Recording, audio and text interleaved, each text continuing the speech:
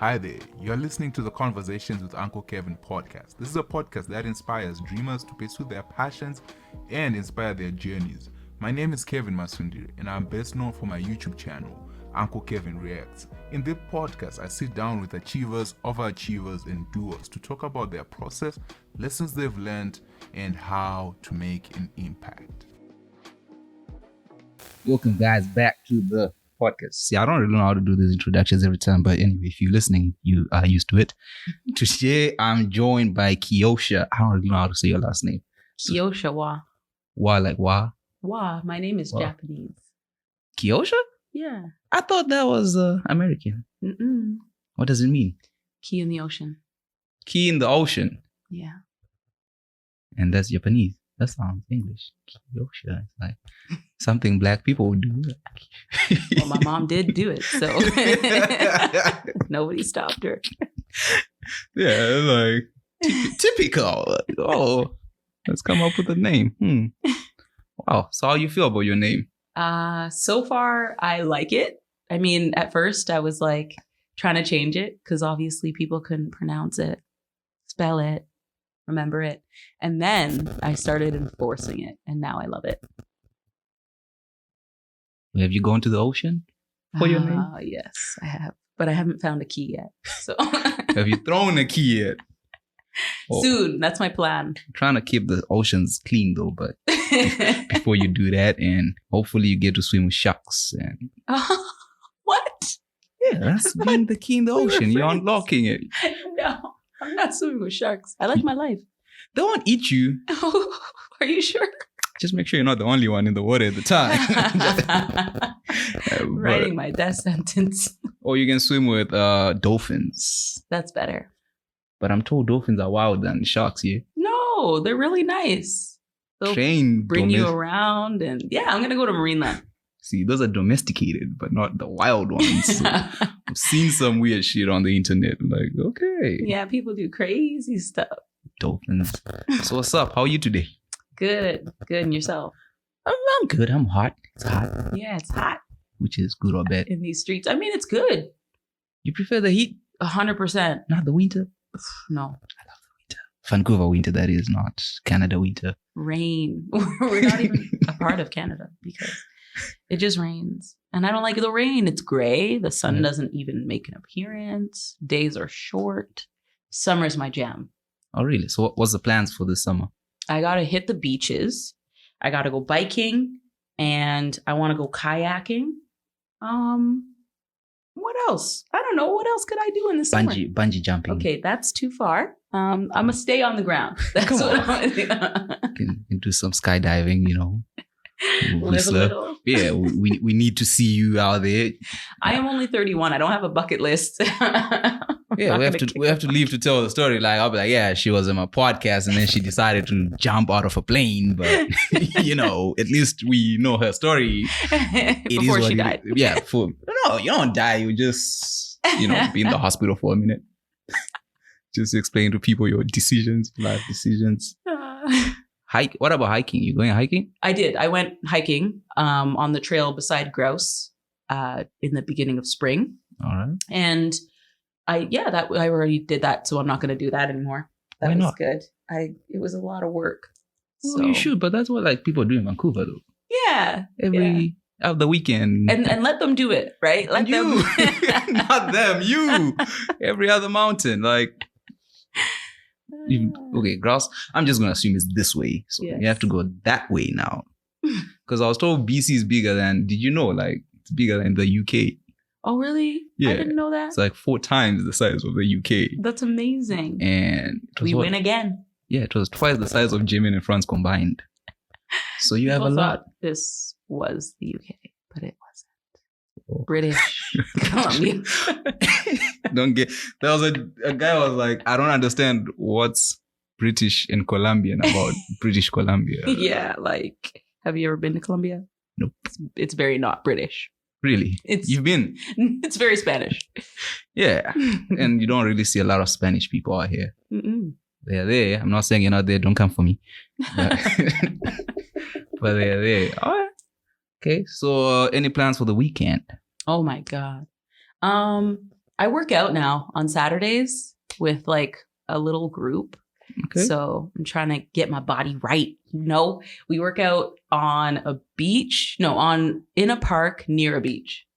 Okay, so you work out once a week. Beautiful. Wait. Yeah, once a week. I put in the work, and I feel great. I'm really proud about it. What type of workouts are y'all doing?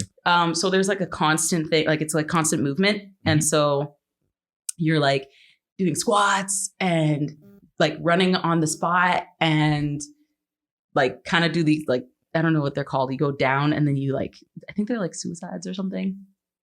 Probably. You go down. Anyways, you got to keep doing it and doing it. And then until like you take like a 15-second break, but then you got to do it again. And it's really intense because you feel like you've never taken a break, even though you take 15 seconds now and again.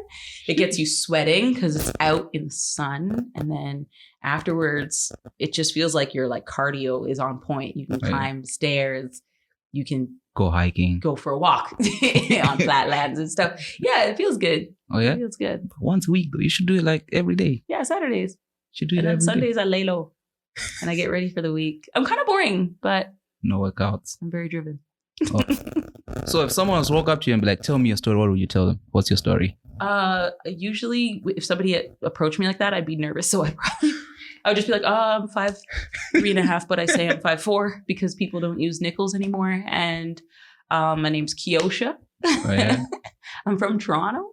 What? So you sound like you're from Saskatoon. Oh, thanks.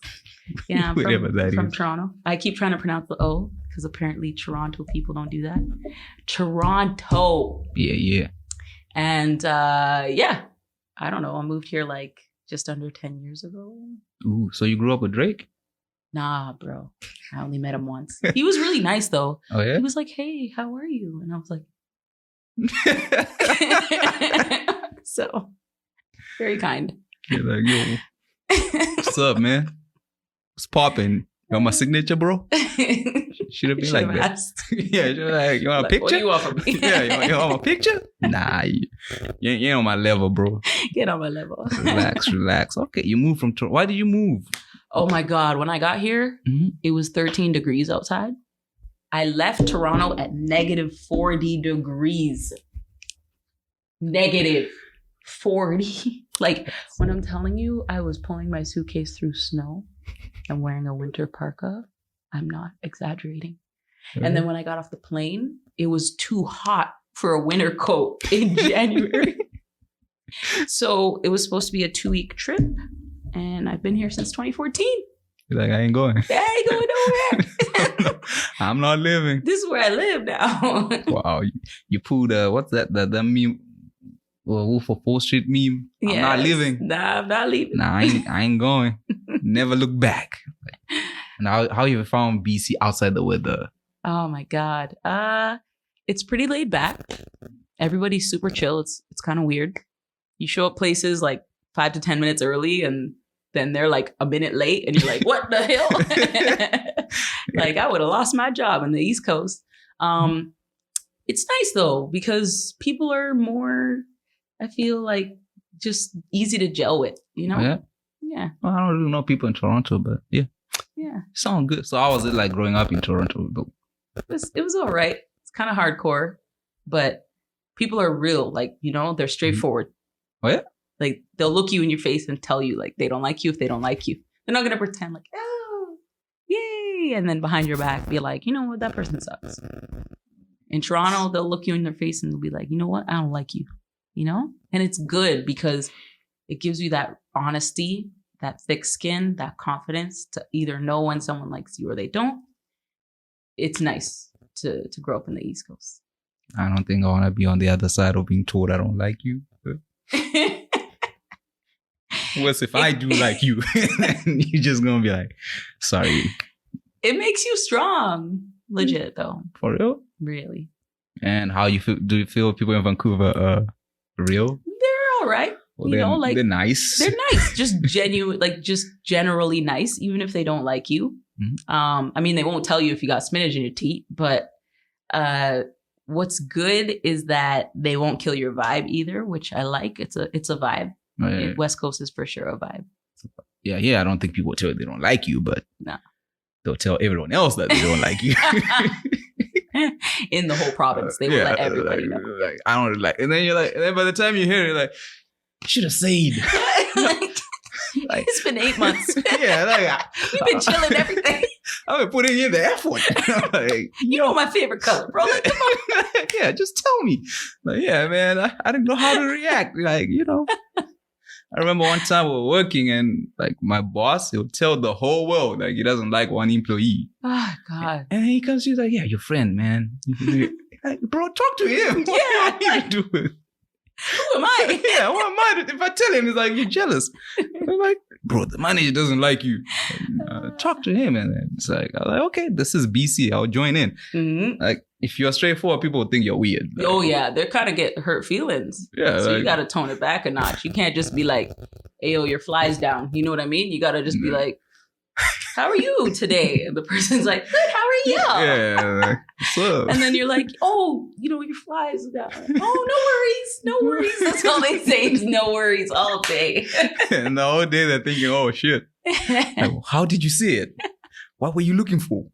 Okay, am I okay? Yeah, you gotta butter them up first. Like, I like it. And then how come you don't have I was told like people in Toronto when they speak, you can't hear what they say. What? Like their accent and stuff. Like people even make fun of them on TikTok. Okay. Like when That's Toronto, that's like the hood. Like, I don't know. I don't really talk to just like everybody like that. But really? You I feel like when you're talking to people from Toronto, like you just automatically switch. You know what it is? It's actually patois. what? The language that they speak in Jamaica Mhm. is the slang that they use in Toronto. Oh, So, okay. like, when they're talking and they're like, "Oh yeah, man, them da da da da da da," like it's a mixture of like Canadian and Jamaican. Mhm. So a lot of times people don't understand patois like Jamaican in BC. Oh, So yeah, that's yeah. why you wouldn't really broke up the. Yeah, I'm like, Because then people be like, "What are you saying?" But it is fun because I don't know, you can hide a lot of things in what you're saying.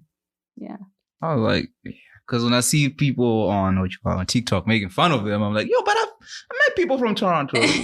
Not everybody talks like that. I can hear Yeah, them. they probably won't talk to you like that at all. No. It'll be nice Yeah. when they're here. What about if you're there? if you're at home, you're just gonna talk. Everybody like that you talk to who's at least been to the hood or they know, everybody talks like that. Oh, yeah. So, and you'll get the slang too, right? So as soon as you feel like the other person understands, like it's just Yeah. so lit. I don't know. Like let's just go disappear, speak weird Yeah, English that weird. oh, weird to me. like weird English that nobody understands. You're making me miss Toronto, man. See, that's the point. Because I came to Canada thinking I'll be going to Toronto, but Tell me more about that. What do you mean? well, like How you landed here on accident? Yeah, It I was was a like- stopover. I'm like, where is this? I felt like I was in China when I got here. I'm like, okay, wait, what the hell? It's supposed to be Toronto. Oh shit, okay. Nah, I'm playing. Like, so when you're trying to come for school here, you do it through like agents and stuff. Yeah. So me, I was told, you want to go to the States or Canada? And I was like, obviously the States. Yeah. But then they're like, well, the States, those were Trump days. So they're like, okay, it's tricky. Let's do Canada. Like, well, Canada, I know Drake. I know Toronto. Yeah. Because I'm into music. So like, Toronto, it works. And then my mom behind my back started handling the whole thing. Uh-huh. And then she's like, okay. So the person explained to her, like, Toronto will be cold for him. He won't like it. It's freezing. Send him to Vancouver. It'll be better, but super expensive. And then, well, now I was in my head, I was thinking, I'm going to Toronto. I'm going to go to school, make some music, somehow find my way into OVO. Okay. Somehow. You're like, I know my path. I know my path. And then I was thinking, like, my country is like super small. So it's like cities are like right next to each other. So it's like, oh, you're going to this province. Like, you just drive into the next one. You're in the next province. Yeah. Then I come here, I land. I'm like, okay, one, culture shock. Everything you expect is like you're expecting something. You start saying, okay, I lived in Richmond. That's what I said. I thought I was in China. Mini China. Yeah, and then you're like in Richmond, like, okay, this is okay. And then you look on the map, it's like Vancouver is on this side of the country. Toronto is like, Other side. way. Like, there goes my dream to meet Drake. Yeah. It's done. I'll be stuck here. this, and I have to learn Mandarin now. And, Yeah. but, You learned Mandarin? No, I didn't, but I thought I had to. I was gonna say. I spent 3 months in Richmond. Holy cow. You're in the bus, you're like, wait. What country am I in? I'm sure this is Canada. Like, you are in Canada, bro. This is not what they tell you when you're coming here. This is something else. But the people are pretty cool. Like, where you from? I'm from. They don't know where you're from. They still love it. Yeah. Okay. Yeah. Like my favorite when you move is when you meet black people. Then you're like, yo, where you from? Because when I say I'm from Zimbabwe, like, where's that? And then you're like, wait, I'm from Africa. And they go, I feel your energy, bro. What energy? I'm nervous right now. What you talking about? That's pretty cool. That's pretty Every time. You plan on going to Africa? I have to, yeah. I'm going to be going to Ghana. Why My Ghana? friend lives there. Oh. So. Everyone loves Ghana in Nigeria. I don't get it. No? Nah, I don't love them. I'm sorry to all Ghana, because I'm from Zimbabwe. So. Oh, yeah. I got to represent. Yeah, I got to represent my country. You gotta go there. We have the best scenery. If you want to see water, yeah, you should go. Well, you should. Okay, fine. When you're in Africa, then you should just visit all countries just that go you everywhere. can. Where there's peace. Don't go where there's war. Don't be that person. No. Be that person like, oh, I'm now caught up I'm in Sudan and there's war, selfies. And I'm stuck. I'm stuck. Help me. They took my passport. Trudeau send the government. I can't get out. Send the army to get me.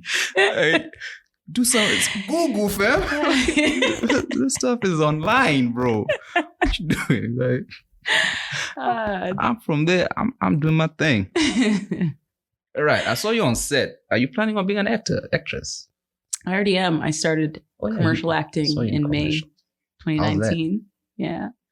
And then I've been filling my spare time because I also own an international life coaching company with some background acting, and the world continues to open up with opportunities. Just a hustler.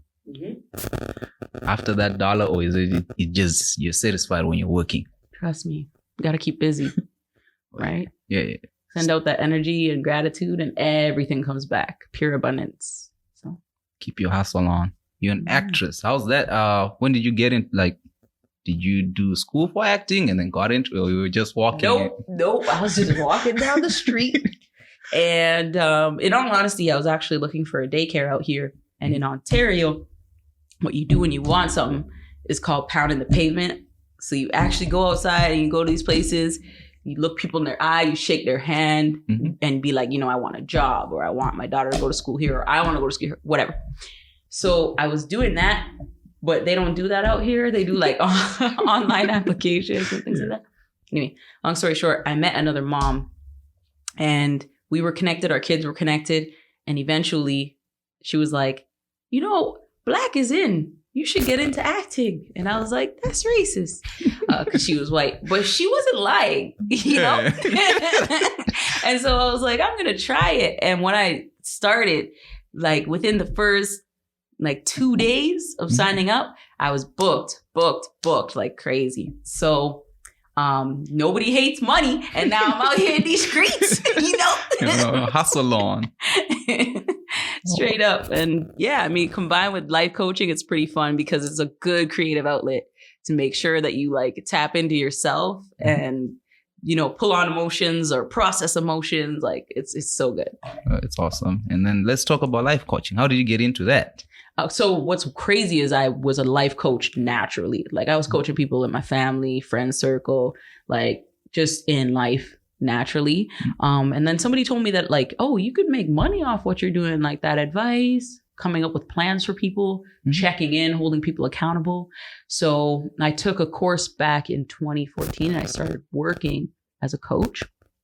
I don't know, it's insane how much I actually get out of being a coach. Like a lot of people just assume I'm coaching people, whatever, making my money and that's that. But other people's growth is contagious. And then that joy of accomplishment, it spills over. So from working under another company, I branched out and opened my own company. Look at you. And it's really fun because, I don't know, initially I was like, I don't know how it's going to go. I'm going to do online and I'm going to do international. And like, thank God for coronavirus, because everybody went online. Everyone was like, Zoop, switch. And I was like, what the hell? Like, I mean, I'm not trying to like dog those people who are really suffering, like, you know, peace be with them and stuff.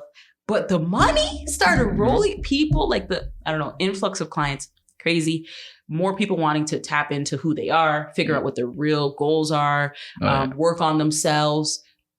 It's just been a lot more introspection. So that's kind of what coaching looks like. And so I opened a new branch every now and again. I've got one of my reps working with people of color specifically. And so like that group coaching is actually like government funded. Oh, wow. And then I am actually a survivor of domestic abuse. So I have a women's group as well, where women support women, people of color support people of color. And then I work one-on-one with clients that are in all different age groups. And the coaching that I do most frequently is actually foundational coaching. Okay. So, I mean, foundational coaching, once you really figure out what it is, like, it's kind of like a no-brainer. Like, we kind of get thrown out into the world as adults, kind of like a good luck kick, you know? Yeah. But we're not really being taught how to budget. We're not being taught financial literacy, paying bills, writing checks, you know, keeping ourselves afloat, savings, investments, and just like how to have that like work-life balance as well. So I'm actually teaching people a lot of things that I feel like it should either be taught by their parents or be in the school system, like somewhere. But it's really good because, I don't know, like people make that little click. And instead of just like reaching their goals, often people exceed their goals. And like, that's what like fuels me. So yeah, I mean, don't get me started on the topic because I'll never stop, but yeah. Hey, that's what I'm here for. I'm here to listen. I'm like, wow. So do you have like a story of a person you like to share? Like, I mean, they can be anonymous. Confidential situations. But so an ironic scenario is I actually worked with, I'm just going to say a lady. We'll call her client 347. And so she had come here. She was like literally starting fresh. And I actually helped her figure out exactly what she wanted to do. I provided her with resources. She's so hardworking. She's like literally made a way for her child. She's made a way for herself. She's invested. She has all three forms of income on the go right now. And she works herself as a coach now. Oh, wow. Nice. So like if there is ever a definition of pay it forward, I feel like that would be it. I always think of that client whenever I'm taking on a new individual, because you never can imagine what potential they're going to reach. But it's like a ripple in the water effect. Yeah. To know that that individual is now helping other people. So my heart is warm. So would you agree with the statement I answered, which says like helping someone is the most selfish thing you can do? Yeah. Yeah, I'm very selfish. Yeah.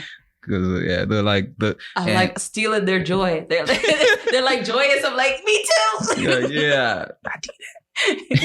The back of your head, like, no, you didn't do it. I did that. I was like, that's pretty awesome. And then you say you work with like people of color. How's that industry being like? Because I've seen like a lot of people online. Like there's a lot of like me and my roommate, we talk about like we find like a lot of black people always complaining and stuff. Like this is not this. This is this. This is this. How is it like talking to the black community about like life development, like to now move on from you did this to me, but it's like no, you have to fix yourself. Change your perspective. Yeah, it is a real like showstopper. Like people are stopped in their tracks by the knowledge and the wisdom that they end up gaining. I mean, often when you're working with people of color, whether or not they're from African descent and they are, you know, part of generations that have experienced, obviously, you know, slavery and that generational trauma, which like just a little snippet of that. Think you are what you eat, you are what you experience, right? Mm-hmm. So right now I'm drinking a Red Bull. I mean, it's not good for me, but it's going to do things to my cells. Yeah. If I experience trauma, it'll also do things to my cells. And every minute, new cells are being created, including the egg cells that I carry for you, your sperm cells. Mm-hmm. And so whatever has happened to, for example, my grandma, she was born with the eggs that were inside of her. Mm-hmm. Men, they constantly are producing sperm. But women are born with the eggs they'll have their whole life. And sometimes they run out. That's menopause. So, I mean, obviously, always they run out. But those eggs come with you when you enter into the world, which means the egg that was created in her mom, an enslaved woman, mm-hmm. is her. But she was created in an enslaved woman with those eggs already. That was my mom.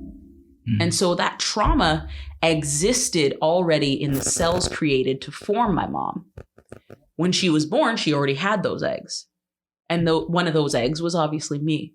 Mm-hmm. And in myself, when I was born, I already had those eggs. And so that trauma, the reason why it's generational is because as we are creating these cells and experiencing this trauma, our genes are being written with this trauma within it. And providing people of color with that knowledge of recognizing, yes, seeing someone else experience the trauma of slavery through film, the news, the media can be triggering to you because you can truly relate to that trauma. You are an egg of a traumatized ancestor. Oh, yeah. It's been, in a way, an epiphany for people of color. Because not only do they have to comprehend that, yes, other, European ancestors can and should be held accountable for what we've experienced. We now have to take that knowledge that trauma exists mm-hmm. and work through it. So it makes it really difficult because there's a massive amount of accountability that needs to take place. And it's the hardest thing. Because it isn't our mess to clean up. It's like, me coming into your house and, shit all fucked up. Sorry for swear words. Shit all messed up. You know what I mean? Yeah. And you telling me to clean it. I would look you in your face like, you have a good day, and find my way out. Right. But like, we really are having to clean up messes we didn't make. And so when you realize how big of a person you are and how much strength and potential you have within yourself to, number one, even be able to do that. And then parent while breaking the cycle, you have the ability to actually reach and exceed any goal. But first, recognizing that trauma and whether or not you've processed it is the initial stepping stone. Mm-hmm. And so working with people of color really looks like providing them with the tools to be able to conquer and build their lives, right? Like we can't, build a table if we don't have the screws, the drill, whatever, the screwdriver. But what's happening is often people are trying to build things with no tools. Right. That's specifically why my people of color branch is not for profit and government funded. Okay. Because there is absolutely no way I would ask those people to come in with the financial tools that they are not provided, right? That would be a little redundant. So working with people of color has really strengthened me, myself, as well as a person of color, but also strengthened my relationship with my elders. Because I personally had a disconnect from my own parents. My dad was kind of like estranged, not really involved. And my mom, she had her own form of parenting that we are all familiar with of people of color. Let's just call it strict, And just actually having that realization, they don't have the resources we have. They don't have Google in the palm of their hand. We do, right? Mm-hmm. And so it's just a real eye opener. And in a simple form, I would say that I'm changing the world because us as a people of color, are the influencers. Right. We lead. right? Despite whatever is holding us down, we are the trendsetters. We're the dance bit. We make the music. Whatever's pumping into your body and changing your frequencies, your cells, and your vibrations. It's from a person of color. Right? And so we have a bigger of an influence than we think. And that's the best part about working with people of color, Black people. Oh, nice. Wow. I never thought of it in the way you put it down. I was like, so like now it makes sense like when people are like heal so that the next generation doesn't have to feel like what you go through. I'm like, so when you're speaking, I'm like thinking, because I used to think it's just like slavery alone, but this also affects things like colonization, like especially if you're in Africa, where in my example is my country got independence in 1980, right?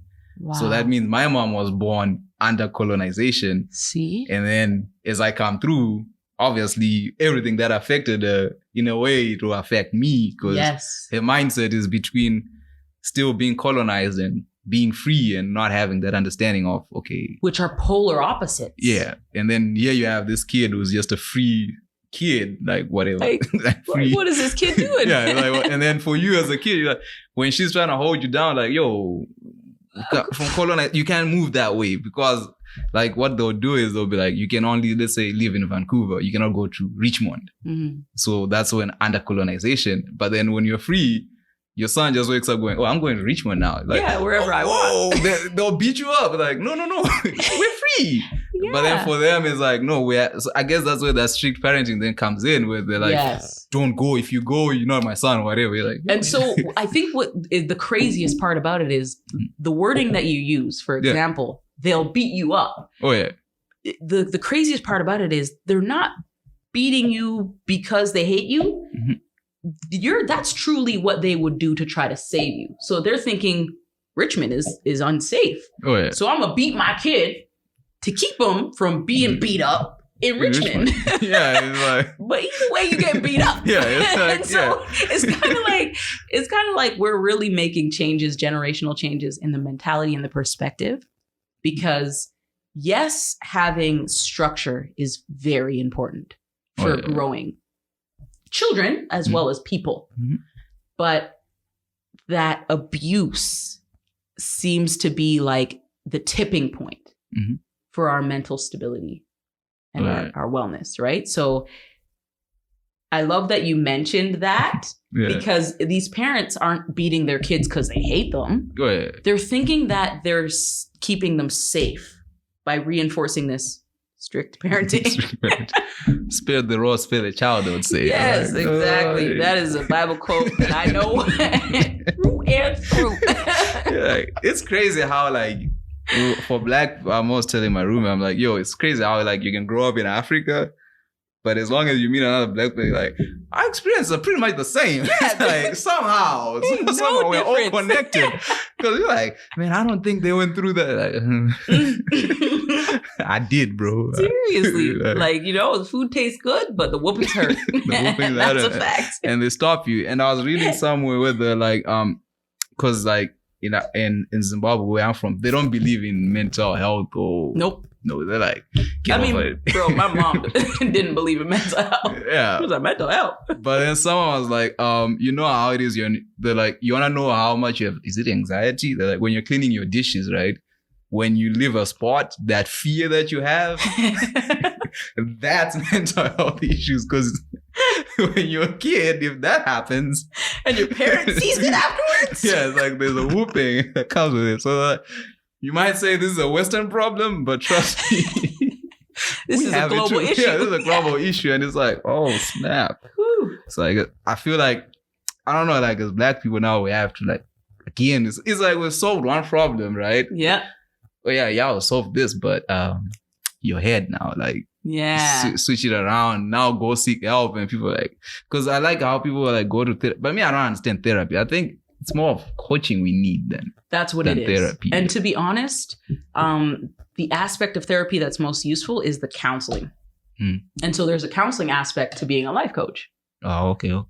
Obviously, therapy, whatever. People have different things. They might struggle with addiction. and they might struggle with like serious mental health issues, schizophrenia, multiple personality. Those aren't my areas of expertise. And at that point, I would outsource to somebody who can handle that type of client.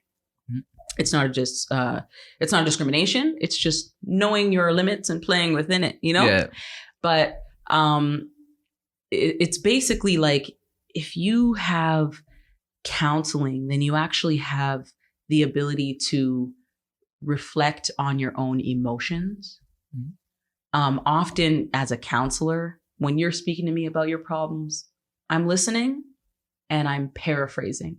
So I'm sharing with you what you've spoken to me about, but I'm putting it into my own words. And so just with that alone, you create your own solutions that fit you best for your problems. And so we do have the ability to problem solve within ourselves, but the reflecting that we do in the mirror every morning when we make sure that nothing's in our teeth and there's no sleep stuck in our eyes, that our, faces are clean and that our hair looks great and our clothes look great. That reflection, that vanity way, the reflecting isn't happening for our emotions and our thoughts. And that's the sinking sand. That's exactly where we're stuck. Like, it actually takes, number one, writing, journaling. That is a mirror for your thoughts. That's the only way you know, all right, my thoughts are looking like this. You know what I mean? Yeah. Maybe when you're writing, you're like, I'm so fat and ugly. I can't believe I didn't sweep the floor today. Da da da da da. And then you reread those thoughts to yourself and you're like, wait a second, there's spinach in my teeth. Yeah. Reflectively speaking, right? If I was looking in a mirror, I'd be like, oh, wait a second, let me clean that out. That thought isn't a good way to think about myself. Counseling does that for your emotions. And that's the aspect that's useful in therapy because it's also a form of counseling. But life coaching is what should be, I feel like, everywhere. It should be free and it should be accessible. Because if you actually put it into schools, then kids aren't just learning how to do math and how to write English with the proper grammar and punctuation, whatever. They're learning how to life, which isn't that kind of what we're trying to do here? Yeah. Yeah. I guess for that one, they made the assumption the parents would just teach you, but then as parents, like, no one taught me, so no one taught me. I am teaching parents right now as we speak. I gotta teach because it's interesting as you put it. Because I used to have this because the problem, my mom, she didn't like me going out, so she'd be like, read your books. Yeah. Then I'll read biographies, I'll read this, and then you're reading something like there's one book where they're like, that guy was like, I have mentors, but these mentors are not real because I don't have access to them. So they're like, in his head, he's like, let's say, I don't know, Barack Obama. He's never met him, but then he's taking all those speeches like, oh, he's talking to me directly and stuff. Yeah. So then when we're having this conversation, because you read the books, now you have more information. Then my mom is like, so you should do school. Like, but that's not what that guy's saying. Obama said. Yeah, what you're saying is off. And then we'd have this clash. She's like, no, this is life. I'm teaching you life. This one seems to have a better life than we have right now. So like, how, because she'll be like, I give you money, whatever. You're like, yeah, this guy said I should budget. And then in my budget, I should do this. And then, can you fund the budget? She's like, go back to that person. Now Get them to fund the budget. Now let them be your parents since you're saying I'm not good. I'm like, oh. And then now you come out of you like, okay, no one really. So like, I'm thinking if I was to have a kid as well, it's going to be like, yeah, see, I figured it all out. You just have to figure it out on your own. Work that out, yeah. But I'm guessing that's where like the whole coaching then comes in. So for people, it's one, take away the pride. Like, I don't know. Let me go find help. Yeah. But then how hard is that for a person to be like, I need help? Or for you, like, does someone come to you and be like, I need help? Or do you see them and be like, yo, I can help you? How does it work? I mean, it can work out in one of those two ways. In all honesty, a lot of people approach me when they're ready for a life coach. You can't help someone who doesn't want the help. But I find myself in environments such as, social media and Clubhouse, where there's an active conversation happening and it's live. And people come to the realization that they could really benefit from having a life coach. So that's how I get my clients. I mean, I don't want to like look at someone's life and be like, yo, bruh. I think you need a bit of help. Oh, yeah. But in all honesty, my main thing that I would say is courage is key. Because not only are we trying to like break the cycle ourselves as people of color, we have Caucasian allies out there too who are trying to break the cycle that their parents either have the mentality of or whatever, and they got to stick up to their parents and say, but Obama said the same way that we tell our parents Obama said. Yeah. So in all of that, courage is key because you will get shot down. Your parents are your parents. Yeah. You're already afraid of them. Yeah. Okay. So you will have like, fear strike down, but courage is key. No change ever happened without being afraid of that change first. I don't think anyone went to war with a big old beaming smile on their face. They were terrified to lose their lives, right? I'm not condoning war. I'm just saying that is one of the crazy main changes that have happened in the world. And so now we have internal warfare and we have war domestically in our homes against people with completely abstract mentalities that are very outdated. And so we fight that war within our homes and within ourselves with courage. So that's the first step. Y'all heard it. Just call up, be like, yo. Yo. Hit me up. Yeah, be like, Keyosha.com. Yo, I think I need help. Because, I remember like listening to one guy, I think it was Eric Thomas, where he was like, your favorite, be it tennis, your favorite player has a coach. Like, yeah. What makes you think at this life game, you don't need a coach? But then it's like, thank you. It's like, we I don't know. I guess the thing is we don't know what we don't know, right? It's like, and that is it. Ignorance is bliss. Yeah. That's what they say. It can get you killed though. It's no excuse. I just thought it was a nice dark alley, I just thought it was, really pretty. You thought, huh? Now look at you. Now explain yourself how you get out of here. Yeah, climb out that casket. And then like for someone, let's say someone's looking for a life coach, what should they look for in the coach? Because I guess it's also about the coach, right? You don't want to just pick a random person on Clubhouse. No. It's really important, number one, to make sure you're not being overcharged. There are people who try to capitalize on the aspect of being a life coach, and they're charging like $5,000 to help people. Yeah. But they may not be a good fit for you. So something that sets me apart is our meticulous matchup process. I'm not the only coach in my company. Yeah. I have a plethora of coaches, and each and every coach that is under my umbrella has taken a personality test. I know them through and through, and I use that matchup process to make sure that they fit with the client. And so I wouldn't automatically have any of them charge somebody $5,000 and not know if they fit with that client, because the outcome won't be good. Oh, yeah. Finding your life coach means that you're actually compatible and dynamic with them. And that dynamacy is actually what creates, art. Oh, yeah. Right? So that's how you find a life coach, is you make sure that you are compatible with them and that you are dynamic with them. And that's the first thing that we do. Asking them questions, getting to know them. First appointment is literally like over an hour. It's a 90-minute appointment of having a conversation similar to this, figuring out what their backgrounds are, their challenges, their traumas, everything like that. And if, for example, I'm working with you and you are triggered by women or something like that, right? Because people have their own stuff. Then I'm not going to match you with a female life coach. Because you're going to be like, I'm not listening to her. The hell? She told me to clean my room. I'm never going to do that. Yeah, true. Right? So it starts with being dynamic. And if you don't have that dynamacy, you're not going to succeed. Fact. And then for you, what you look for in a client? oh my God, if you are not ready to be coached, you don't want to coach. Someone else told you to get a coach and you just thought you would try it out. That is not a client for me. I want somebody who wants to make changes in their life and is courageous enough to face whatever fears that they might have. Because I've had people who have been working in a field for 10 years and they speak so much about the tenure, but not the quality of the career. Like they hate what they're doing. Just doing and it's killing them on the inside. Yeah.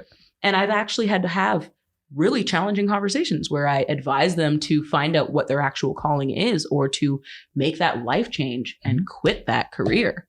And so, I mean, if they're not willing to, for example, make that change or take that advice, then they're not a client for me. I mean, obviously, I'm not going around telling everyone in the world to quit their jobs, but quitting, it has such a negative connotation. You know, thinking immediately what you think of when you think of a quitter. It's not a good thing. Yeah, it's not.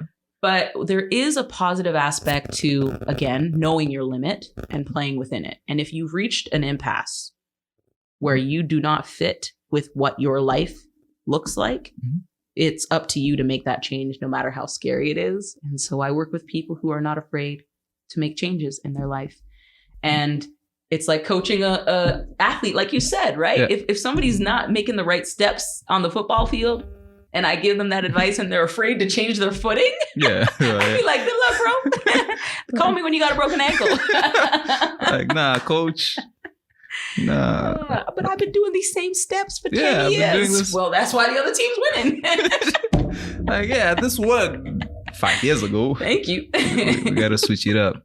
Nah, that's pretty cool. That's pretty cool. And then, okay, I want to flip from this topic. Yeah. Let me get into my interrogation questions. All right. The first question is, for what in your life do you feel most grateful? Technology. Technology. Explain. Yeah. I was this weird little kid that like they had gumball machines and like you could put a toonie in and you could get this little headphone set that you put on your waist and it like makes sound louder. Yeah. And so like this is like when people were recording songs on tapes and blah, blah, blah, blah, blah. Good old days. Good old days. And I would like string my headphones connected to that device out my window in front of the front door so I could hear who rang the doorbell and what and who was there. Yeah. And I've just had this spark for technology forever, to the extent that like, you know, cell phones came out and I would go into the store and I would like try every single one of them out because I didn't feel like I was trying out a phone. I felt like I was exploring someone's brain and the way that they wanted that phone to be mapped out and how they think. And so I'm so grateful for technology and the advancements that we have made, especially because it is a reflection of the infinite possibilities of mankind. It's amazing. Like technology, that's a good answer. Like, can you believe your phone has more technology than the rocket that went to the moon? Like, I'm saying, like yo, that's crazy. And then the next question is, if you could change anything about the way you were raised, what would it be? That's a really large question. That's a big question. About the way I was raised, I think that I would definitely give my mom the resources that I have, just because I think that it would have strengthened our relationship. In any instance, you know, living in a fear-driven way, it puts you into survival mode. Fight, flight, or freeze, cortisol, adrenaline being released into your body at all times, and anxiety. I didn't ever approach my mom and be like, oh, I met this guy at school. Like, ever. Yeah. Like, my mom found out I was having a baby when my daughter was 1. You know what I'm saying? Like, you. And so I would completely remove the element of fear, which I feel like would have only been possible for her if she had the right resources. She knew better. She'll do better. Bring technology to every single year ever. That's cool. Okay. I had a question. I forgot it. It'll come back. So to you, what is the greatest accomplishment of your life today? To be honest, the surprise of like being a parent, Mhm. it's like mind blowing. My greatest accomplishment is like my daughter, because not only am I in your head when you have a kid, you think to yourself, I am going to teach them this and that and tell them that their favorite color is red because that's my favorite color, whatever. You know what I mean? Even if she likes blue. But that's my person. You have all these ideas. Yeah. And then what they do is they come out and they light all those ideas on fire. Yeah. And then they teach you what the meaning of life is. And so I feel like my biggest accomplishment is her, because being open-minded to her ability to like change my perspective has been a godsend. Wow, that's a wow. So do you feel like being a parent has in terms of your hustle and stuff has been enhanced by becoming a parent? 100%. Oh, yeah. I don't know what I was doing before I was a parent.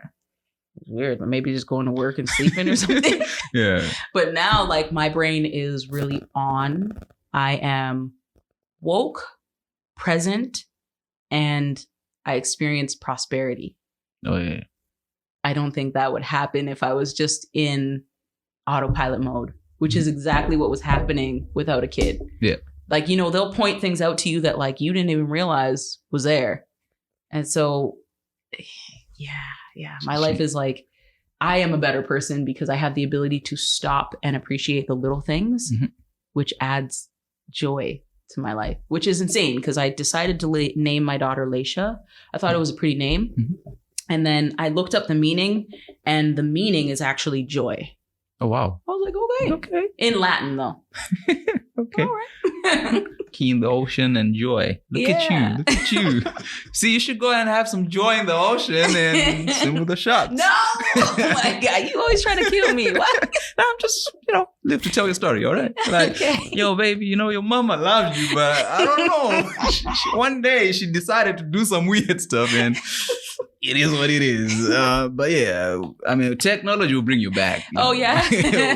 Come back. Dead or alive? Yeah, we'll just somehow we'll make it work. I guess that helps me go back to the question I thought about. Like, I was going to ask you, like, as you grow older, do you understand your parents? Like, you look at it, now I get it. Or as you're a parent, do you also like go, I get it now? Yeah. Yeah, because these kids don't care. They don't care. You can be tired, hungry, and sore. And your kid will still look you in your face and be like, no, I'm not eating my dinner. Yeah. And like, if your immediate reaction, you right out, you start, but then you got to lower that hand and you got to find a better patience within yourself. Yeah. And so, I know exactly where my mom was coming from because she didn't know the effects of her actions. She just knew, hey, it happened to me. It happened to my mom. And this is how things go. But like my thought process is different now because I actually understand the effects of my actions. I've actually done studies where I've asked children who've experienced what I've experienced, what they remember from being, beat and things like that. And what's insane is that the kids don't even remember why they were being beat. Like, I could tell you stories of like my mom coming out like Jet Li from around the corner, like ninja style. And I don't even remember what that was about. Oh, yeah. And so the key thing is that we're giving kids nowadays the understanding of not only that they did something wrong, but what specifically they did wrong and how they can do it better next time. Whereas our upbringing was a little bit more like, fear your parents and that is it. Yeah, there's consequences to your actions. Like straight up. So, yeah. Okay, that's pretty cool. And then the next thing is, what does friendship mean to you? Oh, that's a difficult one. That's a really difficult one because I'm an introvert. And so friends may not hear from me for like half a year or something, whatever, right? Friendship for me means that even if a month has completely passed by and we haven't spoken, the ability to just kind of pick up where we left off and it's like no time has passed. Those are my best friends. Like, we have things in common. We relate to each other. That's the first point. kind of like, what's your trauma? You know what I mean? Like, what you really go through? Because I can't be friends with somebody who ain't been through nothing and they just like skipping through life. Yeah. Like, you know, I need to have like a friend who knows like life is life, but also being able to connect no matter what. Like, you know, it's not 2000, 2010, 2020, and we're just like click. That's a friend for me. Yeah, I'll send this to my friends because Yeah, they let don't them hear, know. they don't hear from me, and they're like, "Oh, you hate me." I'm like, bro, I never thought of you. Like, I forgot because life. yeah, because I've also been labeled an introvert, so it's like for me sometimes when I'm on my own, I'm like, Oh, this is so good. Yeah, you're like, I can breathe now. Like as an introvert, like I don't know if this happens to you, but we are really observant. Oh yeah. So if I'm having a conversation with you, I'm not only talking to you, I'm remembering the fact that you're wearing a blue striped shirt. I am picking up on the aspects of your body language, your tone of voice, you know, little scars here, you know, what happened for you in your past, da-da-da-da-da. And I pick up so much as an introvert that it's actually a job. Oh, yeah. You know, so as soon as I don't need to socialize, I'm like, ooh, time off. Kick up my feet. Time to relax. That's true. You don't. That's sometimes like when I'm with people like, why don't you look me in the eye? I'm like, you don't want me to look you in the eye. I'm gonna look into your soul. Because when I'm looking, then it's like I'm trying to. Because the other thing is when you grow up like in Africa, like looking someone in the eye is disrespectful. Wow. They consider it rude because of the way. Because if I'm looking in the eye, I'm not thinking, okay, so what is she thinking? What blah, blah, blah. Why did you say that? Why did you pick that word up? And then you're talking, so like you can see in my eyes, he's not listening. He's gone. So it's like when then you come here, like then here that's where I discovered that because when I'm in my house with my mom and I'm the talk of the party. I'm like blah blah blah. But then it's like every time I go to my room, I'm like, I'm so tired. And then when I came here, they're like, oh yeah, you're an introvert. Yep. Oh, that's what it is. And then like I stay with my roommate and then he goes away for weekends. Every time he goes away, I'm like, and then people are like, you didn't find me on the weekend. I'm like, oh, man, I was tired. The energy was gone. I was trying to recharge. Yeah, I'm like, energy's gone. I'm like, y'all introverts are bad people. Okay. Which really helps, I feel. Like if people don't know they're an introvert, look at what happened to you. Right. You're engaging, socializing all the time. You have no idea that you're draining your resources. And number one, your ability to just like do well. Because if you don't have energy, you can't do well. Right. But like as soon as you find out your personality type and you use it to your benefit and your advantage, boom, you're on fire. It's crazy. Yeah. That's like extroverts, socialize a lot, okay? Like socialize for us. Please. But the first time I met you, you were more often. I was like, this girl's energy. I'm like, I wish I was that. And then I went home and I went to sleep. And I was like, I thought to myself, like, probably I do something like that. Because for me, if I'm in a group and it's so low, like, okay, fine, turn it on. Boom. Let's do it. People are just like, okay, I'll be this. And then, please come up so I can go down. But then, like, yeah, my sister used to say, like, I used to be a moody kid. So she's like, you're moody.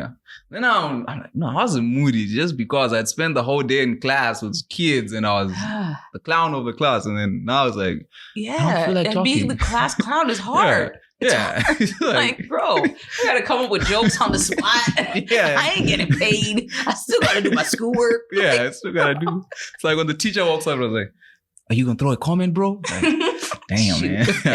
I didn't do well in my last class. And then the follow-up question to friendship is, what do you value most in a friendship? Yeah, I mean, obviously the ability to like not be easily offended. Yeah, because obviously there's the 4 agreements. Are you familiar with them? I think I heard about. I was listening to a podcast yesterday, and the guy said them. What, for real? Okay, yeah, he's like the 4th agree. I remember he specific was remember the 4th agreement, which is okay. I forgot. The 4 agreements is specifically your word. You have to think of your word. Be impeccable with your word. Speak with integrity. And then number 2 is don't make assumptions. So whatever, ask questions, communicate. Number 3, don't take anything personally. So my friends need to not take things personally and know that nothing others do is because of you. What others say and do is a projection of their own reality. And so my own reality as an introvert will cause me to, go inside sometimes and not be social and isolate at times. Yeah. But not taking that personally is the best part about having close friends and good friends, because they know that that's just me, whatever, I'm just recharging and I'll be on the top of my game when I get back. Yeah. So, yeah. And then the 4th agreement, just because, is always do your best. So in any scenario, even if you feel like whatever, you're tired, you're hungry, and you're sore, yes, this child is nagging you, but still remember to, do your best. So even if that means, as a parent, sometimes stepping away and being like, I'm just going to go collect myself and come back. Obviously, that depends on the age of your child. Please don't leave newborns alone. But especially when they can roll over. But if your kid is like 5 and they're acting a fool, it's okay to be like, I'm going to just quickly go to my room for a second and meditate. Oh, yeah. Because 5-year-olds can sit in the other room on their own.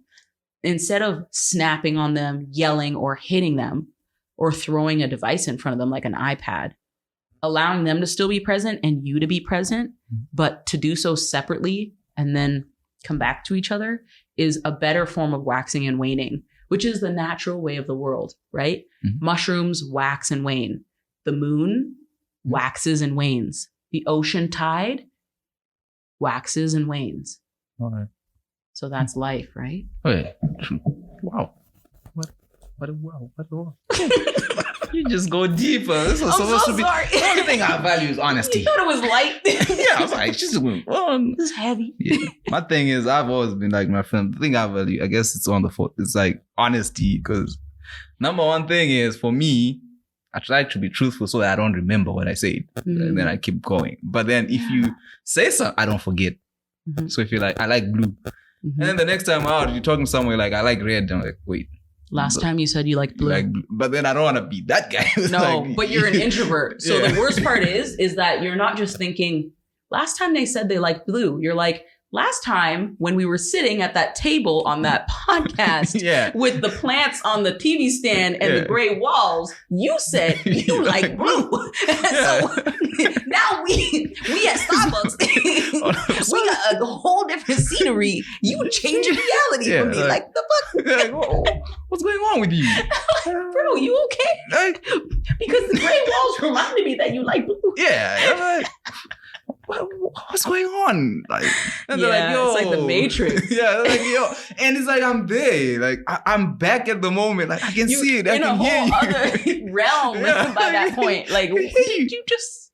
What? Sorry, don't lie. Yeah. Don't lie to me. I'm like... Honesty is key. Oh, if you're going to lie to me, remember the lie. Remember the lie. That is the least you can do. Because now I have to question everything. Everything you say after that. Oh my God.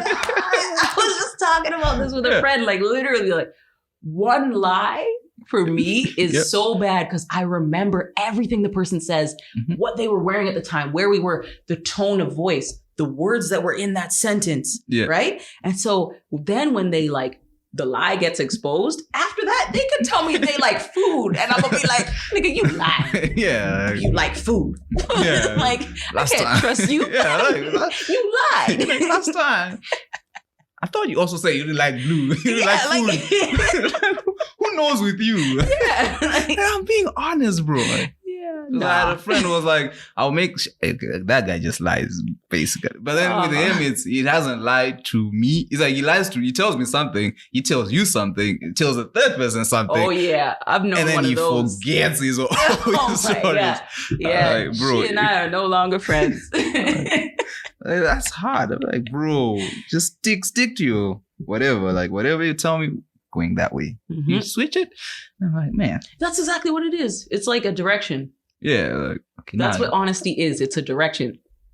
But it's hard, though, sometimes being honest. Just saying. Yeah. You look at someone like, if I'm honest with them, I'm gonna hurt you. So you bite your tongue sometimes. I omit. I won't say it, but then I can't, because in my head it's like when I lie, and then it's like, oh, now I have to remember this. That's a whole lie. Yeah, that's the whole lie. So it's like every time I meet you, I'm like, remember what you told her? You told her you're from Nigeria, bro. Remember that? Yeah, you're like, remember that. So every time I meet you, Kevin be out here picking different Africans. You know what? I'm like, you gotta remember. But then it's like, now I'm like, you know what? I ain't from there. I don't care. This is where I'm from. Take it or leave it, okay? Because the thing is, I can't. It takes too much brain power. But what did I say to you? Because people often tell me like, you change up. Like if you're arguing, they're like, you. How do they put it? Like, I'm the type of person who will say, I like blue. But then if I see this thing is not moving any of it, yeah, I don't like blue. And then they're like, you clash yourself. I'm like, no, I pick my words. What did I say? Probably I said, I might like blue. I don't say I like it. Oh my God. You're like, technically. Yeah, technically. That's evil. Because the thing is, I don't know how the other person will react though. It's like, yeah. Like, let's just keep it moving. Because my brain's like, bro, I have so much on my mind. I don't want to, like, I don't know. It is what it is. Yeah, here's a new question. We just get it. What's something people seem to misunderstand about you? I am joking a lot. I think a lot of people sometimes they'll be like, oh my God, that was so outrageous. Mm-hmm. How could she joke about eating babies? That's so wrong. You know? And then they look at me differently. Like, if she really thinks eating babies is funny, then she's evil. But really, I just have a really bad, like kind of morbid, dark sense of humor. Yeah. Like at the same time, it's because I joke about everything. Like, I don't even think I would be where I'm at today if I didn't joke my way through my pain. Yeah. Okay. Yeah. And so if you can't handle jokes, then you usually misunderstand me. Or if you are serious the majority of the time, that is totally okay. Like, I don't like shun those people. Mm-hmm. But I find that at times I can't chill with them because I'm like keeping it light. And they might be like seriously trying to like tell me something. Oh, yeah. But I'm like trying to cheer them up out of it because that's my method. And then they be like, nah, man, like I'm seriously mourning the death of my cat. And then you're like, okay, well, good luck with that. Right? You know, it's like, what happens? It's just hard because like, you know, joking around is like my method. Like I really do joke. So yeah, you remind me of a meme that said, I do find everything funny. Yeah. Like, nothing is... You have to, though. Like, if you really look around, like, shit's weird. Like, you know, like every little thing in this room, some me or some you thought of it. Yeah. And then made it into a physical reality. Yeah. That's, like, are you serious? Like, what were you thinking? And you're going to tell me that you're going to worry about tomorrow? Yeah. I can't even tell you what's going to happen today. That's crazy. Like, I don't know about it, but for me, I find it difficult. That's why I find it difficult to make friends. Like, my friend will be going through the most. And then I'm the last person to hear about it. I'm like, yo, we were together like every day. And then they're like, yeah, of course, every time I try to tell you something, you are laughing. But I'm the type of person, my boss walks in and is like, you're fired. The next thing for me is to start laughing. And then, why are you laughing? I'm like, man, now I have to find another job. You know how hard I had to go to get this one? Like, damn, I really messed up, huh? Like, in my head, it's just like, whoo. Yeah. Like, I'm literally stressed out, but it's like, what else can I do? Other than laugh about it, right? Like, I'm screwed, yeah. But then when someone else hears, it's like, are you making fun of him? Like, no, you are literally screwed. Seriously. Yeah, it's like, I remember a friend was like, my heart's broken. Okay, you are how old now? I'm 25. Okay, you know, how many times has your heart been broken? And you're like, no, but it's like different this time. It's different this time. I'm like, okay, because my thing with relationships, I'm like, when it's over, it's usually been a month or a year. Ongoing. You knew it was over, like before the day. So only today, the pain started, and then they're like, I'm never talking to you again. I'm like, yeah. Kevin, this is not, because even if someone's breaking up with me, okay, I saw it coming. They're like, yo, I'm being honest. I'm like, yeah. I knew that moment when, let's say, you usually hold me, and then you Yes. didn't. I knew that day. Because the observance of an introvert, like I said, like the body language, blah, blah, blah, blah. Like right now, say for example, you're super light, you're laughing, joking, eye contact, you know, it's connected, it's lit, whatever, right? Yeah. If we were dating and you were gonna break up with me, and the time before that we were hanging out and no eye contact, no light, no jokes, no nothing, I'd be like, something's off. Yeah, something's coming. Yeah. Cool. Knew it. I saw it come. Like, is it another guy? You want to tell me? No, because cool. So you don't? No, I knew it. Trust me, I cried 2 weeks ago. By the time you have the guts, already cried. By the time you have the guts to tell me, like, it's healed. It's fine. All right. Okay, I guess this one you already answered. It's if you could turn back time and talk to your 18-year-old self, what would you say? 18? What was I doing at 18? That's a really interesting question. I can't remember. I think I was just working a lot and not sleeping a lot. I think I would just tell my 18-year-old self to like sleep a little bit more. 8 hours, 9. Yeah. You need that. Yeah. To grow taller. Okay. That's what I was told. I knew you were going to bring out the height thing. So here's the thing, okay? I'm a grow. You just give me time and high heels and I will grow. Well, you need to eat your vegetables, drink milk, and I sleep. ate everything, but you need sleep. And You need sleep. Because your brain too. Really? Oh, yeah. Well, my brain, for some, it doesn't allow me to sleep. Okay, it does. Like, I sleep like 6 hours and it's like, get up. Get up. And now I don't even need an alarm. It's like, yeah. It wakes you up before your like, alarm. get up. And when I wake up, it's like, okay, I'm up. No one. I don't feel like it. Go to sleep, bro. Oh my God. But I can't sleep. I don't know. I'm pro because like you, I think I just work. Mm-hmm. Like if I'm not working, I feel like time is just going. Like, another second gone. What have you done? Yeah. Okay, write something. What's now? Do something. Now with social media, it's like because I used to post on social media to get likes and stuff, and then someone will explain to me that like you do know your favorite celebrities. Every time they post, they're selling you something. So instead of you taking pictures like, oh, look, you should use it as a business. Like, so if you look at I don't know, The Rock is like, I'm in this movie this time. You guys gonna be fun. Yeah. But then like when you post, it's like, how do I look? You know, it's like, where do you want to be? So now I look at social media as a means to an end. So it's like, but then that's also harder because it's like, you have to keep constantly making content. You have to. Yeah. It's like, and then you're like, okay, what am I doing? I'm on TikTok. Yeah. Yo, what up, guys? But it's like, it's an end game. It's an end game. It's everything. It's like, it's got to push me somewhere. Okay. What is the most important thing you've learned in your life? What was your life like before learning it? What was your life like after learning it? Whoa. Okay, break it down. The most important thing that I learned in my life is that like you can always start again. Like I left my mom's young and I just started building my life. I got scared when I had to move for college, but I started again.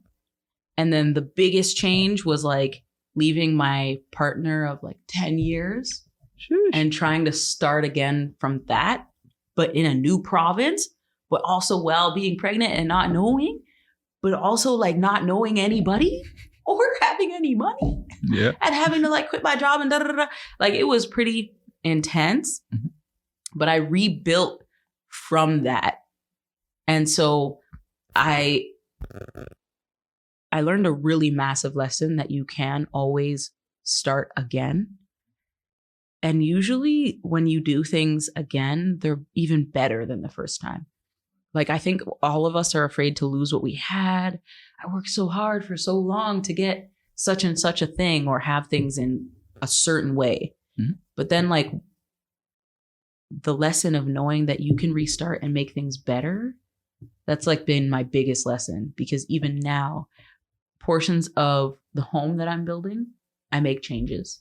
If I don't like a couch, boom, I get rid of it. I get another couch, right? Like maybe I thought that couch looked great, but it's not comfortable. I don't like sitting in it. So boom, start again. Look for a couch you actually like that's comfortable, that you want to sit in. And knowing that I have the potential and I'm capable to start again, like nobody could talk to me, bro. Like you can't talk to me. Yeah, I'm cool. I'm good. Untouchable. I'm good. Yeah. Okay. That's nice. And how was your life before that? Were you scared to start again? I was like pretty terrified. And I think I would hold on to things that like were not for me at all. And I would stay in like homes I didn't really like because I'm like, but if I move, then I'm starting a new lease with a new landlord. Like, you know, being able to start again and having that knowledge is actually like the bravery and the courage now for me. Okay. Like I say, she only gives you deep answers. Nothing is ever level. All right. Okay, this one you like. What is the best compliment you ever received?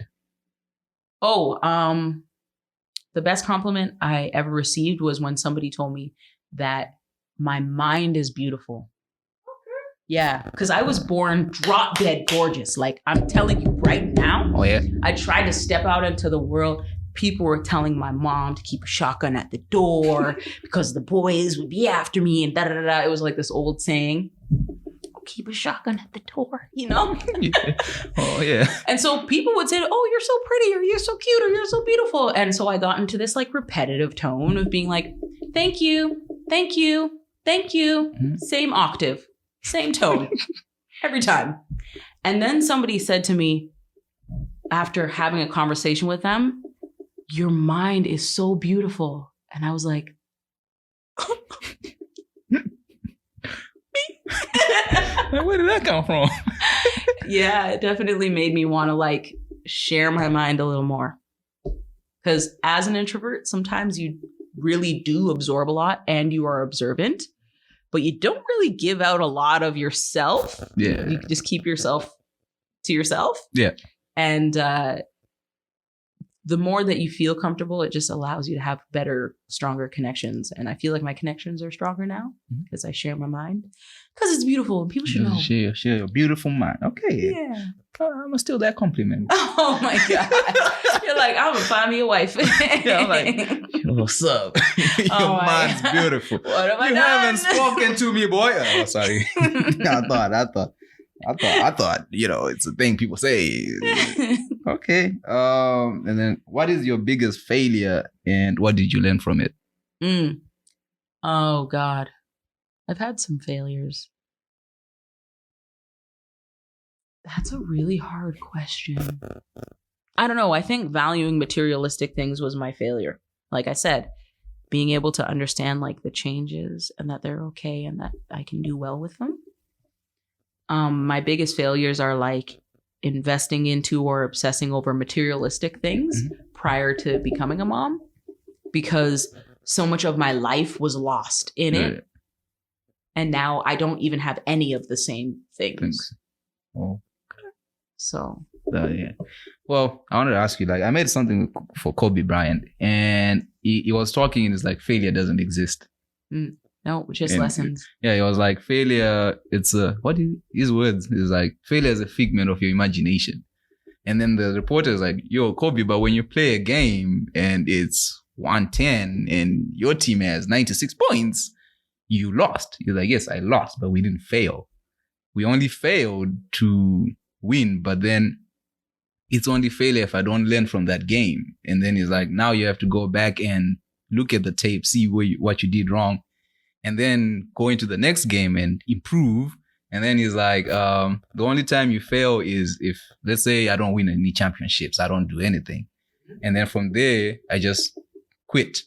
Like, that's the day I fail. But as long as you keep learning, I was like, this is a different way of looking at life, because I always felt like I was scared of failure. I'm like, man, I'm not going to try it. Like, oh, we're going to do it. But then from there, I started to understand, like, even the idea of winning doesn't really exist. Like success, it's like when you set a goal, it's a thought. It's not there. I want to be a millionaire. It's not real. No. So you don't fail to become a millionaire. It's like, it was just a thought, which Okay, you and Kobe, you should have been friends. Well, the same thing kind of happened to me, right? I had to build my own website for my company. I took coding to do it, and I was like super scared, and it was friggin' hard. But then, like, you specifically have to do that. You have to keep looking back on your own codes and figure out what letter you made an uppercase instead of a lowercase. Yeah. And it's definitely just like lesson after lesson, because you're not actually failing. You're just like finding out exactly where you need to improve and then going from there. Oh yeah, that's true. What do they say? Finding ways that don't work. So until you find the one that does. Yeah. Like boom. Right. All right.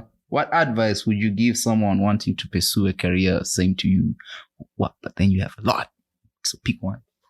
Oh. That you don't have to pick one? No, like from your, okay, let's say life coaching, because that's what you were more passionate about. Like, yeah. What advice would you give someone who wants to follow your path? Oh,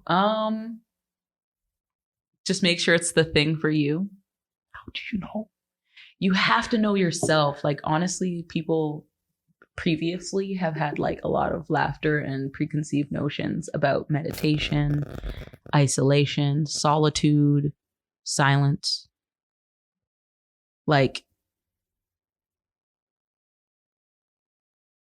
that long pause that I just did for some people is awkward and uncomfortable. And that silence they would jump to fill. But that entire time, both of us were thinking.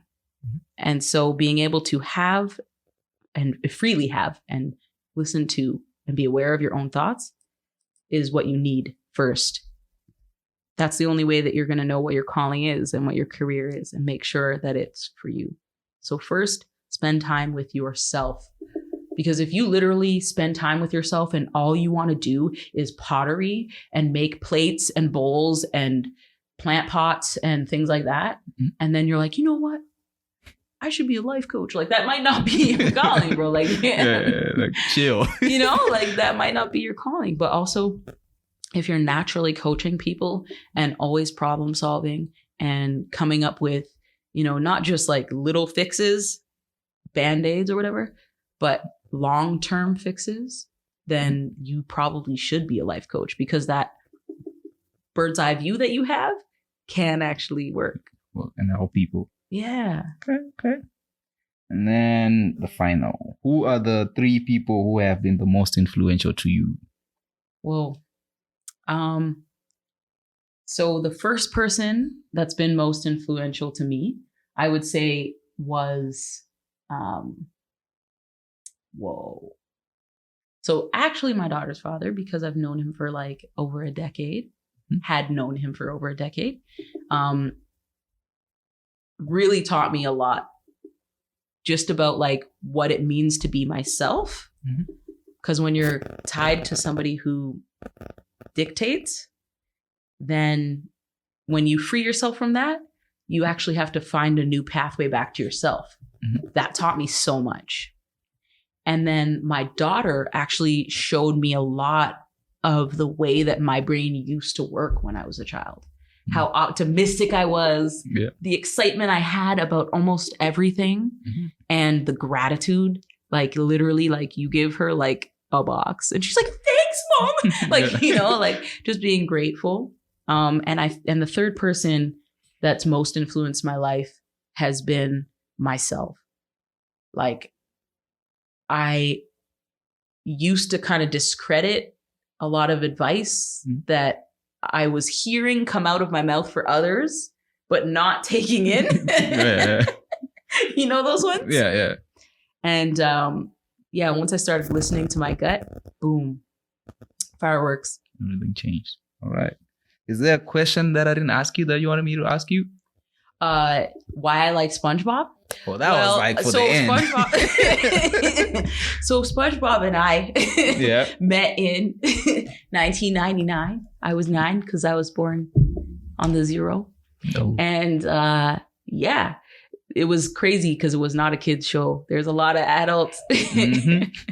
innuendo in the show. I feel like I've always been an old soul, so I connected with the way that adults think and their sense of humor. And when I first liked it, people hated it.